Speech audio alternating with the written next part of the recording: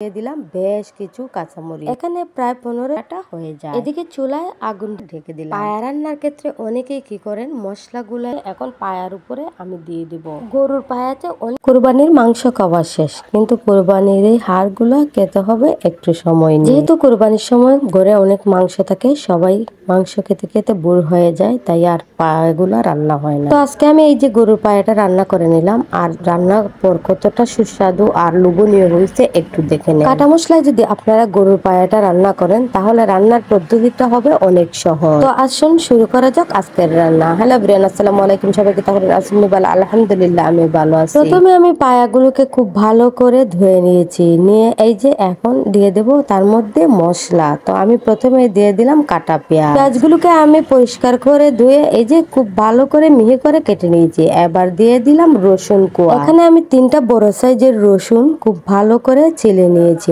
আর দিয়ে দিলাম বেশ কিছু কাঁচামরিচ। এখানে প্রায় 15-16টার মতন কাঁচামরিচ আমি দিয়ে দিলাম। এবার দিয়ে দিলাম হলুদ গুঁড়া। তো এখানে আমি 1.5 টেবিল চামচের মতন হলুদ গুঁড়া দিলাম, আর 1 টেবিল চামচের মতন ধনিয়া গুঁড়া দিলাম। দিয়ে দিলাম 1 টেবিল চামচের চেয়ে একটু বেশি মরিচ গুঁড়া, আর দিয়ে দিলাম স্বাদ মতো লবণ।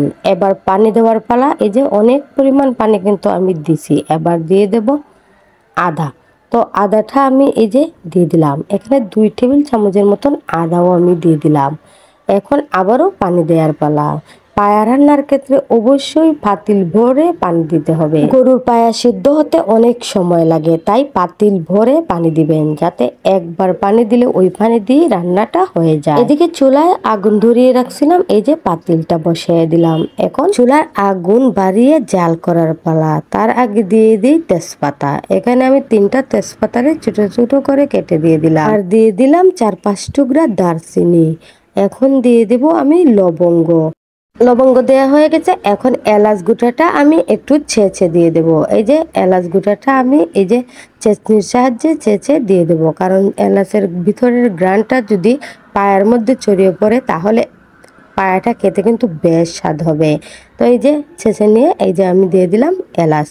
এখন সব কিছু একসাথে খুব ভালো করে জাল করে নেব। তার আগে আমি পাতিলের ঢাকনা দিয়ে মুখটা ঢেকে দিলাম। পায়া রান্নার ক্ষেত্রে অনেকেই কি করেন, মশলাগুলাকে খুব ভালো করে বেটে নেন। এই পায়া রান্নাতে মশলা বাটার কোনো প্রয়োজন নেই, যেহেতু পায়া রান্না করতে অনেক সময় লাগে আর অনেক সময় জাল করতে হয়, সেজন্য পায়াগুলোর মধ্যে কাটা মশলাই দিয়ে দিবেন। অনেক বেশি জাল করতে হয় বলে এই মশলাগুলো অনেক নরম হয়ে যায়, একেবারে গলে যায় বলে চলে।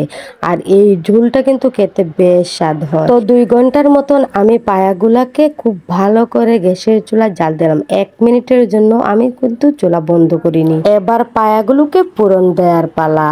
আমি দিয়ে দিলাম তেল। এখানে 1/2 কাপের মতন তেল দিলাম, আর দিয়ে দিলাম সামান্য কিছু মেথি, আর দিয়ে দিলাম 5-6টা আস্ত শুকনা মরিচ, আর দিয়ে দিলাম সামান্য একটু রসুন বাটা আর একটু পেঁয়াজ বাটা, 2 টেবিল চামচের মতন জিরা গুঁড়া দিয়ে এই যে সবকিছু একসাথে খুব ভালো করে ভেজে নিয়ে এখন পায়ার উপরে আমি দিয়ে দিব। গরুর পায়াতে অনেক পরিমাণ বেশি ক্যালসিয়াম থাকে, তাই তেলটা না দেওয়াই ভালো। যত কম তেল দিবেন তত কিন্তু খেতে বেশ ভালো হয়। এই যে আমি এখন ভাজা মশলাটা ওই পায়ার উপরে দিয়ে দিলাম। এর ফলে গ্রানটা যে কত সুন্দর আসছে সেটা বলে বোঝাতে পারবো না। এবার দিয়ে দিলাম সামান্য একটু টেস্টি সল্ট, আর দিয়ে দিলাম 1 টেবিল চামচের মতন চিনি।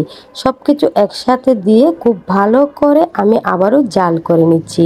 এই যে খুব ভালো করে জাল করে নিয়ে আমি পায়াগুলোকে একটু সময় রেখে ঠান্ডা করে নিলাম। এবার খাওয়ার পালা। দেখতে হবে রান্নাটা হয়েছে কেমন। বাচ্চারা টেবিলে প্লেট নিয়ে বসে আছে, এত সুন্দর গ্রান, সারা ঘর মোমো করছে এই পায়ার গ্রানে। এখন তো খেতেই হবে, দেখতে হবে কেমন হয়েছে। ব্যাস বাটিতে নিয়ে নিলাম 1 বাটি পায়া। এবার বাচ্চাদের খাওয়ানোর পালা আর রিভিউ নেওয়ার পালা। এই যে দেখেন মাংস কিন্তু বেশ নরম হয়ে গেছে। পায়া থেকে মাংস যেন নিজে নিজেই খুলে আসছে হাতে। এই যে দেখেন কতটা নরম আর সফট হয়েছে। তো এইভাবে যদি পায়া রান্না করেন, অনেক পরিমাণের কষ্ট আপনার কমে যাবে। তো আজকের মতন বিদায়, দেখা হবে নতুন কোনো অন্য ভিডিওতে।